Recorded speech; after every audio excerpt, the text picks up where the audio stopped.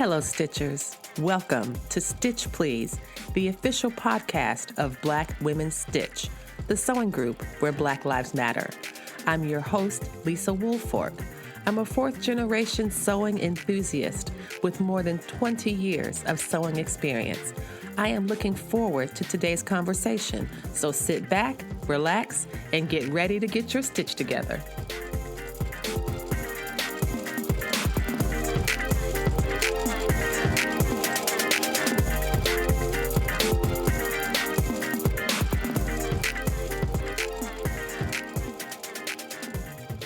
Hello, everyone, and welcome to the Stitch Please podcast. I'm your host, Lisa Woolfork, joining you from Charlottesville, Virginia. Last week, you might remember, we had the privilege and the delight of having Rashida Coleman-Hale on the program. She was the first person that we talked to here in March for National Quilting Month, and we had such a good time. Have you ever talked with a friend and you're talking, and as you get to the end of the conversation, you say something or she says something, and then a whole switch gets flipped, and here's a whole nother conversation? Rashida and I were talking, and we were having a really great time, and the episode was wrapping up, and I just happened to mention, hey, I wanted to ask you about your experience specifically as a Black woman in this industry.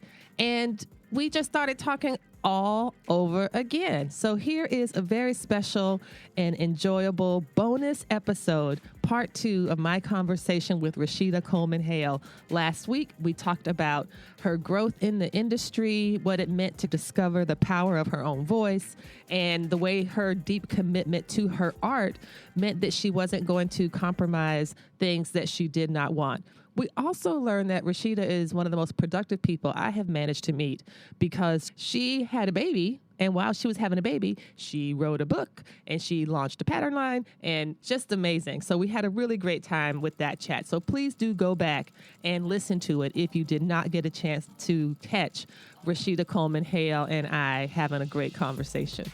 Now, today, we are going to transition to talk more about her experience specifically as a Black woman in the professional quilting industry and some of the challenges that come along with that. So stay tuned and enjoy this bonus episode with Rashida Coleman-Hale. Thanks.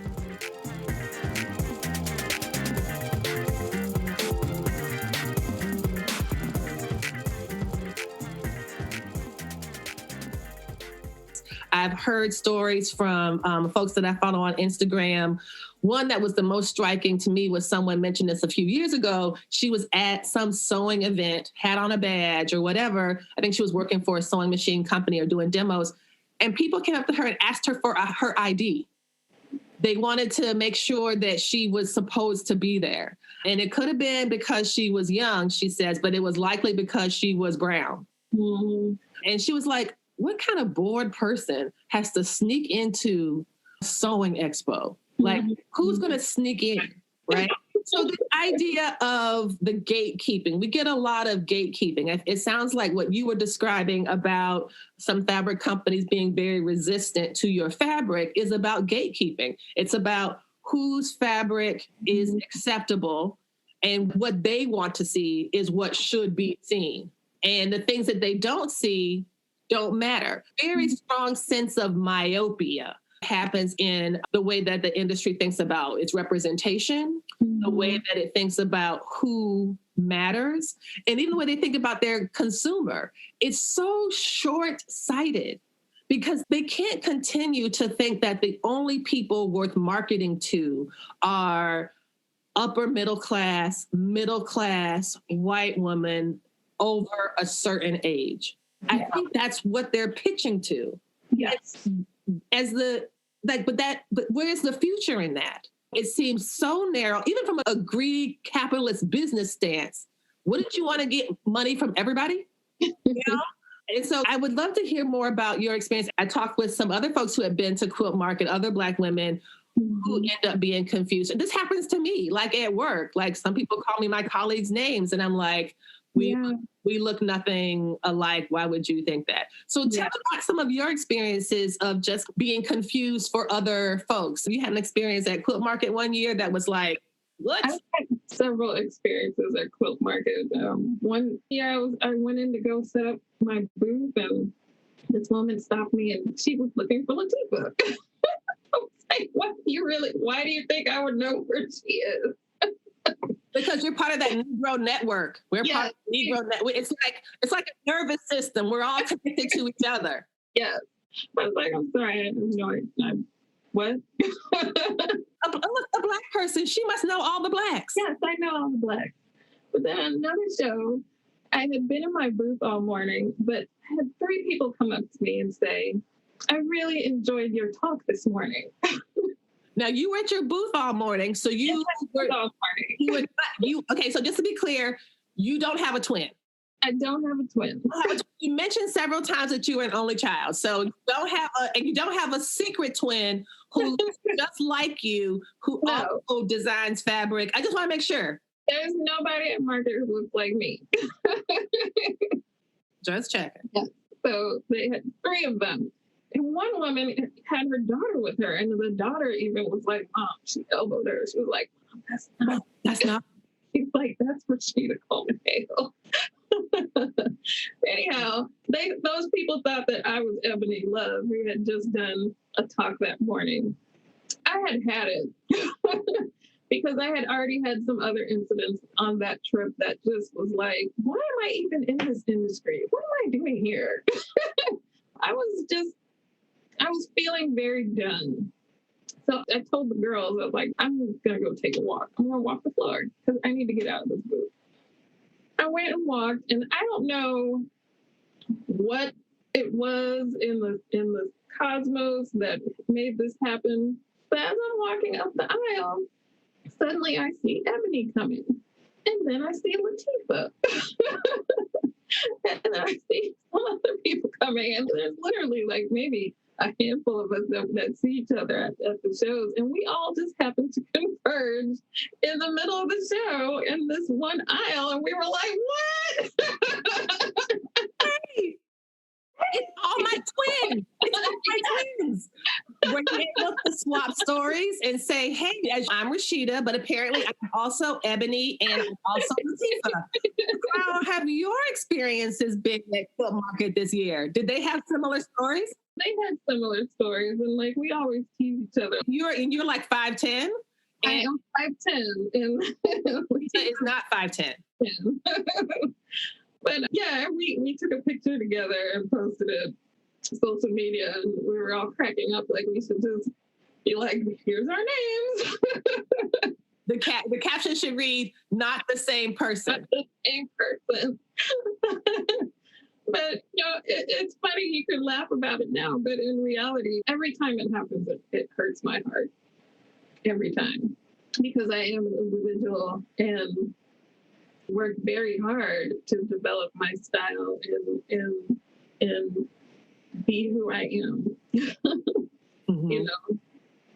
It hurt. And it just reveals that this industry is so white. Mm-hmm. It's almost aggressively white. Yeah. That when there are Black people there, it's hard. It's like people want to say, here's the spaces that you can have, and we'll have reservations for 4 people. Mm-hmm. And it'll be these 4 or these 3, which is problematic enough. That's problematic just to have the numbers be so low. But additionally problematic is the lack of care. Yeah. In feeling like they would invest enough to even be able to tell one person from another. And so I can definitely see how it could feel like tokenizing, mm-hmm. When what it actually is one of the many deep flaws in a white supremacist society. And I say white supremacist, but some could call it white privilege or predominantly white or whatever. But it doesn't have to be this way. That's I don't see who benefits from this. Like, where is the benefit? How is the industry growing, becoming better, becoming more nimble? How is this key to any industry's success, especially in this day and age when there's no reason for it? This is not like the 3 of you all should not be integrating Quilt Market like it's like 1962 in Little Rock, Arkansas, or 54. This idea that you could be a pioneer at something mm-hmm. at this late stage of the 20th century is just shocking. And it feels deliberate to me. It feels deliberate that clearly they made choices to privilege some forms of art, to legitimate some forms of fabric while delegitimating or ignoring others. Yeah, I feel after everything that happened over this past summer, I started getting emails and instant messages and texts and, everyone reaching out and that felt nice, but it was like, really, why does it have to take such a powerful, tragic event to suddenly be recognized? Or to wake people up. Yeah. Because it's not even to wake people up, it's to wake up white people. Because people are already aware of these things. We did not need a traumatic incident and a catastrophic set of violent abuses as what occurred in 2020 in order to know that this country has a very deep problem that is pervasive through every aspect of society. Yeah. And then the same people who want to keep politics out of quilting. Don't bring politics to quilting. It's not politics. It's not politics, but how do they explain then the idea of having 3 or 4 Black women at Quilt Market is such an aberration? Not only can you count them all on one hand, you only need one name to use for all of them. Right. That is a structural issue. That is structural to how the booths get set up, how they get disseminated, how they get divided. If the industry wanted to make a difference or change, they could do all sorts of things to increase Black representation at that event. If they chose, they simply don't choose to do. To me, that feels very much like politics. Black people's lives are not a political issue. This is a human rights issue. Having an all-white quilt market, and it's called even the International Quilt Market. International, yeah. But it's filled with, it's like a 97% white event. How is that international? Yeah. How's that representing even America? So, yeah, I am sorry that you had to go through that. It sounds so frustrating, and I have such sympathy for that, as well as empathy, because this is something that is too prevalent in the lives of Black women, for sure. It really is, and it feels like, I think for myself, I haven't wanted to go to that show. It's hard to want to go because it's a lot of energy to go to market. Like I hear people talking about it because I used to have folks that would go to the Houston for the show. So when you say quilt market, do you mean the Houston International Quilt? Yes. So that also has the market attached, right? Market first, and then the show is after. But why is quilt market important? I think that's useful to explain to people why quilt market is so important. Quilt market is where all of the fabric companies and anything sewing, any sewing related company, basically books, notions, all those things, they go there to sell their wares to shop owners. So shop owners come from all over the country and buy their stuff for the following season. So it is very important as a fabric designer or a pattern maker or a sewing book author to attend that show. It's basically your bread and butter. Okay. So this is like the most important trade show for anyone who is in the quilting industry. So if you make tools, if you make patterns, if you sell classes, if you have fabric, you want to be there. So you can be seen and recognize and engage with potential shop owners. Yeah. And then you meet potential shop owners or shop owners who might be potential clients who can't manage to tell you apart from the other Black woman who was speaking earlier in the day. I can definitely understand why it would be like, it feels demoralizing. That's why when you say like how it hurts your heart, it feels like, look, I have my name on things. Yes. I have my name on an actual badge on my body. Badge in front of me. And on the savages of the fabrics that you see in this booth. In the booth behind me. Yeah, it's upsetting, especially because you put so much more time and energy and just so much of you into it. And it's draining. Not to say that I haven't had amazing experiences at that show, but even those small, they're not small, but those few incidents her. You still remember them. Yeah. And so, for example, that some people describe these things as microaggressions. But I have friends who say they won't use the term microaggressions. They just say it's aggression. But microaggression are these little small moments of pain, of aggression, of gaslighting, of things that are so subtle. And this woman has said, "Hi, Latifah," and walked away. And you are left with this, and she thinks she just spoke to Latifah Saafir, and she's all happy. She'll be telling all her friends that she met Latifah Saafir at Quilt Market, right? Said hi to her in her booth. And that wasn't even her. And like these kind of things that can have a cumulative effect. They can be very wearing, very draining, that they have emotional weight that's heavy to carry. I think that so many of us have stories like this. I'm pretty sure Latifah and Ebony have very similar stories. And that's so frustrating to me is that this is where you have to be in order to make your money. This is where you have to be to share the vision of your artwork with a corporate entity.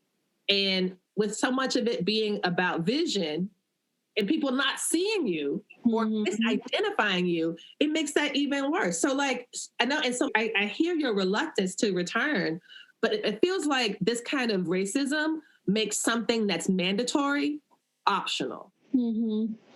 Yeah. It cuts off so much of your ability to communicate your work more broadly. So it's just, oh. Yeah, it's very difficult. And I've thought about it a lot. I mean, I've had discussions with my husband. Like, I don't even know if I want to keep doing this, just because it just, I don't even know how to describe the feeling, Lisa. It's just, but is it going to be better in some other industry? I think you've already hit on the solution. In the creation of Ruby Star Society, you have found a way to build and to create with people that you like, people that affirm you, people that understand what you are about, building our own institutions, building our own communities, finding ways to do our work in ways that affirm us and not drain us. That's what we need. And writing our own story, make our own story, build our own things. And that's what the Stitch Please podcast is. That's what Black Women Stitch is. It was me finally making a break. And it took something big to make that happen. It took something traumatic for me. That was the thing for me, is that in building this group and building this platform, was that I refused to trade in who I was in exchange for doing something that I loved. I would no longer sit and listen to the microaggressions. I would no longer hold my tongue, or sometimes I would just write text messages to my friends and say, they just said this. You know? I did it for years. And now I am so happy. I'm so much happier that I thought I didn't want to build my own thing because I thought it would be too hard. I thought it would be too hard. Make your own thing. I thought it'd be like, I'm like, oh my gosh, I can't do this. It's too much. I can't host my own events. It's too much. I can't have a group. It's too much. And then it really struck me. The thing that really got me to do it, like to hold my first event, was I was like, Lisa, you've been going to these quilt retreats with these white women for decades. And this one person, not all of them were this way, but this one person was pretty terrible. And it was like, Lisa, seriously, if that raggedy bitch can do it, you can do it, and you can do it super well, which of course turned out to be true. There you go. And this is what you are doing too. I think that Ruby Star Society seems to be the space for you. And it really burns me that the International Quilt Market is this way for Black women who decide to attend. Because in many ways, it's not an optional event. Yeah, that's true. And then, that sucks. That so sucks. I just think, this is what I think you should do. I think you should go back and you should bring more Black people. I will come. I volunteer. I will come. And we can make it like a big DJ party. We got music bumping. We'll have cocktails. We'll make it a Black ass good time. I specialize in Black ass good times. That's what I do. Have a Black ass good time there. I love a Black ass good time. And I think that we should do it that way. and have a nice purple carpet on the ground. Like, I already have a vision. I have a vision. I just need you to join me. Just come with me. I don't know how Quilt Market works. I've never been there. I know it's in Houston. I know people love it. I know people spend a ton of money. Other than that, I talked to Bianca Springer from Thanks I Made Them. She's gone a couple times and supported. So I've learned a little bit, but like, I have friends in Houston. I will totally come and go and check it out one season, whenever they start up again. When outside opens. Outside opens. Yeah. Thank you so much for listening to the Stitch Please podcast. I do hope that you enjoyed this fantastic bonus episode with Rashida Coleman-Hale as much as I did. I was really glad that we decided to continue our conversation so we could get to this particular issue that I do believe is important. And you cannot dismantle a problem unless you identify what it is. And I think continuing to talk about this and identify it is a good first step. Next week, our foray into National Quilt Month continues with a fun and detailed discussion of fusible applique. Now, for the fusible applique project, I am using the Social Justice Sewing Academy 2020 Block of the Month Club block. This is a block from February called Crown, and it was created by a quilter who was mentioned in this recent episode, Latifa Safir. So tune in next week to learn more about fusible applique and how fun it is and how it's a really great project to introduce someone to the world of quilting. See you next week.